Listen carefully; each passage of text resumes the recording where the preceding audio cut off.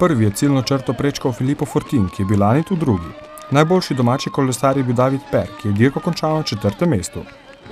Io ci speravo oggi, ero venuto qua per vincere e ho preso le migliori posizioni nella curva e sono riuscito a fare un bel sprint.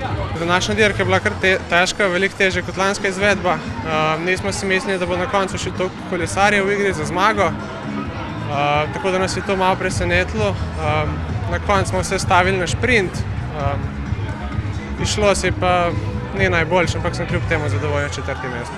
176 km dolge dirke po Dolenjski in Beli krajini se je skupaj udeležilo kar 180 kolesarjev. Izredno lepo vreme, kar je potrebovalo, da je prireditev lepo uspela. Imeli smo zelo malo težav, tudi malo padcev ali pa skoraj nič, kar lahko ocenjujemo, da je prireditev uspela in se že veselimo 3. nagrade Adriamobil. Šlo je torej za pravi praznik kolesarstva, ki je kolesa zopet privabil v središče Novega mesta. V Adrii si seveda kot podporniki kolesarstva želimo še bolj vzpodbuditi življenje v gibanju, kar je tudi moto Adriamobila, in kolesarstvo zagotovo sodi v ta del. Seveda pa se bo na kockah novomeškega glavnega trga sredi junija zaključila tudi letošnja dirka po Sloveniji.